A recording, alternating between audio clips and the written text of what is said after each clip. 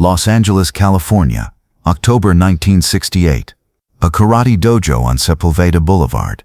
Chuck Norris walks through the door carrying a simple gym bag, when the reigning California heavyweight karate champion looks at him and laughs.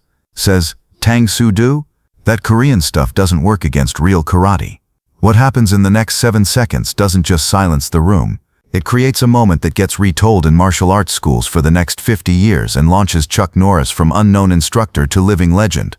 The dojo belongs to Master Takeyuki Kubota, legendary Japanese karate master, founder of Gosoku-ryu, trainer of FBI agents and LAPD officers. This isn't a McDojo with inflatable punching bags and kids getting black belts for showing up. This is serious.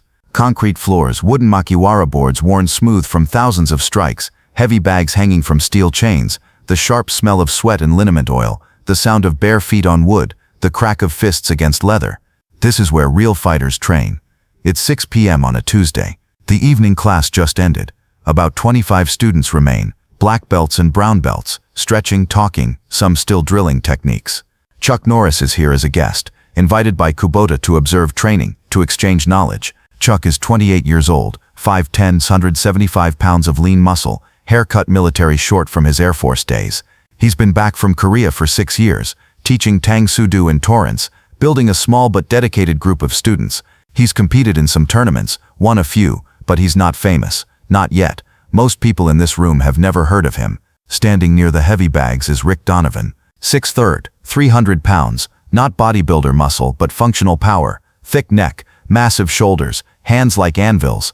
Japanese Shotokan Karate, 4th degree black belt, California state heavyweight champion, 3 years running, known for devastating knockout power, for ending fights with single strikes.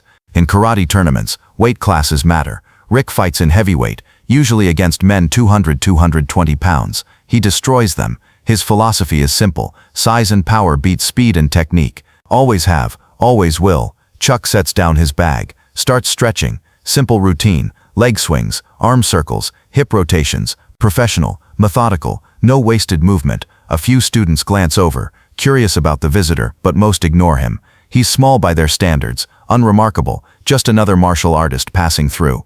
Rick is talking to his training partners, voice loud, confident, designed to be heard. He's discussing the upcoming tournament, how he's going to defend his title, how nobody in his weight class can touch him.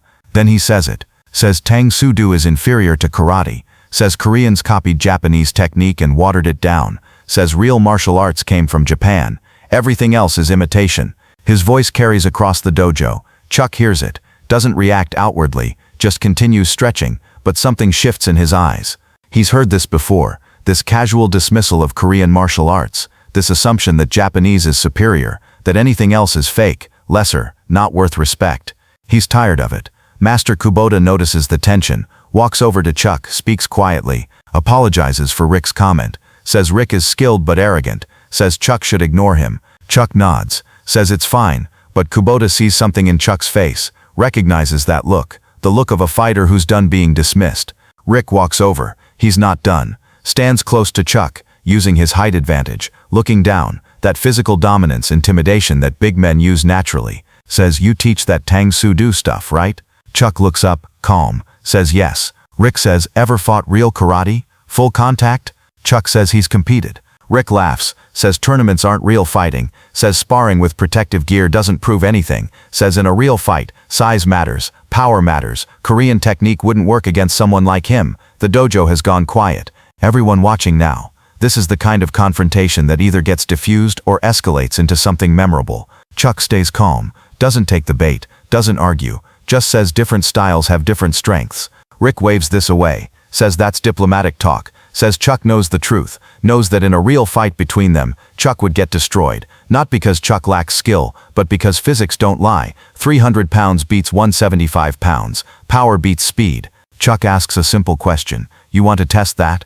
Rick grins, says absolutely, says he'd be happy to show everyone why Japanese karate is superior, why size and power trump everything else. Master Kubota steps forward, tries to calm the situation, but Chuck says it's okay, says he's willing to demonstrate. Just one exchange, one technique each, controlled but real, no protective gear, prove the point one way or another. The students scramble to clear space, push equipment against walls, create a circle 20 feet in diameter, everyone forming a ring around the edge, 25 witnesses to whatever's about to happen. Rick removes his giddy top, reveals massive torso, thick muscle, scars from years of hard training, years of breaking boards, years of full contact fighting. He drops into a deep Shotokan stance, front stance, Zenkutsu Dachi, textbook perfect, low center of gravity, immovable mountain, hands up in a classical guard position. He looks like a statue, like something carved from granite. Chuck doesn't take a stance, just stands normally, feet shoulder-width apart, hands relaxed at his sides, breathing steady, face calm, like he's waiting for a bus,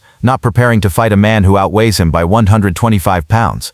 This infuriates Rick further, the complete lack of respect for traditional form, the arrogance of standing there like an amateur, like someone who doesn't understand what's about to happen. Chuck says Rick can attack first. Any technique, full power, Chuck will respond after. Rick nods, commits. He chambers his right leg, perfect form, telegraphing a Mawashi Geri, roundhouse kick to Chuck's midsection, the kind of kick that's ended fights, broken ribs, dropped trained fighters. Rick's leg swings forward, fast for a man his size, tremendous force behind it, all 300 pounds rotating into the strike. Chuck moves, doesn't step back, steps forward and to the side, 45-degree angle, offline from the kick's path.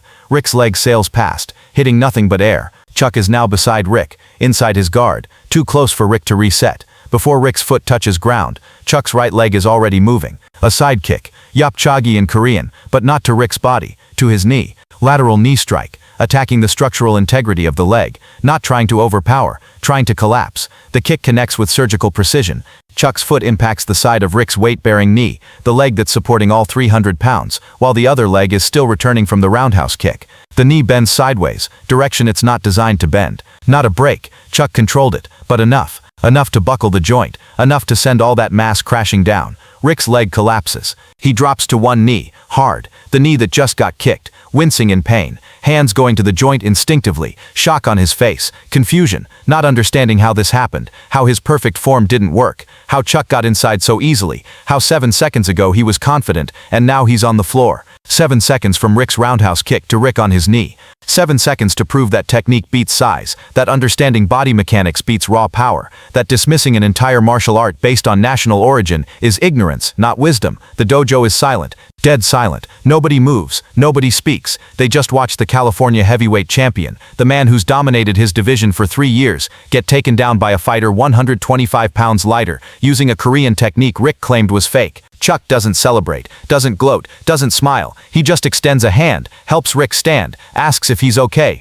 Rick nods slowly, still processing, still trying to understand what happened. Chuck says quietly, so only Rick can hear, that Tang Soo Do isn't better than karate, isn't worse. It's different, designed for different purposes, emphasizes different principles. Karate emphasizes power and linear technique. Tang Soo Do emphasizes joint manipulation and angles. Neither is superior, both are valid, both require dedication and skill. Then Chuck says something that changes Rick's entire understanding. Says Rick's roundhouse kick was technically perfect, beautiful form, tremendous power, but form without adaptation is vulnerability. Rick telegraphed the kick, chambered it traditionally, assumed Chuck would defend traditionally, but fighting isn't about trading perfect techniques, it's about recognizing patterns and exploiting them. Chuck saw the chamber, read the angle, moved to the opening, attacked the structure, not because Tang Soo Do is better, because Chuck understood the principle. In combat, the structure that adapts survives, the structure that's rigid breaks. Rick stands there, weight off the kicked leg, looking at Chuck with new eyes, with the eyes of someone whose entire worldview just shifted. He spent 3 years believing his size made him unbeatable, his power made him superior, his karate made him complete.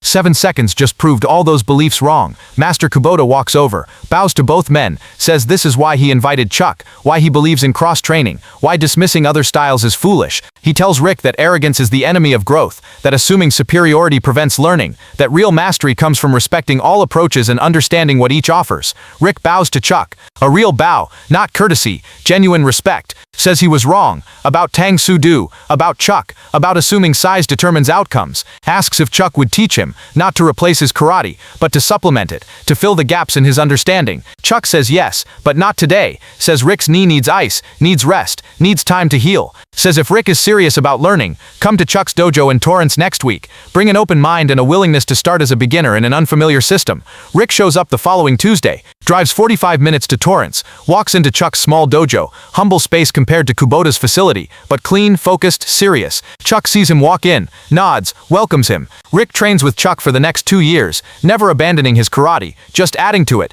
learning joint locks, learning angular attacks, learning that what he dismissed as fake was actually sophisticated understanding of biomechanics that his traditional training never addressed. 2 years later, Rick wins his 4th California heavyweight title, but this time, he doesn't win with power alone. He wins with angles, with setups, with techniques he learned from Chuck, blending Japanese and Korean principles into something more complete. In his victory speech, he thanks Master Kubota and Chuck Norris, says he learned that martial arts isn't about which country developed it, it's about what works, what's effective, what makes you better. That night in October 1968, word spreads through the Los Angeles martial arts community. Chuck Norris, the quiet Tang Soo Do instructor from Torrance, took down the state heavyweight champion in 7 seconds, using a technique the champion claimed was fake. The story gets embellished, exaggerated, turned into legend, but the core remains true. Chuck proved that dismissing a style based on origin is ignorance, that real fighters respect all approaches, that size doesn't determine outcomes, skill does. 3 years later, Chuck becomes the first man in history to win the professional middleweight karate champion title and holds it for 6 consecutive years.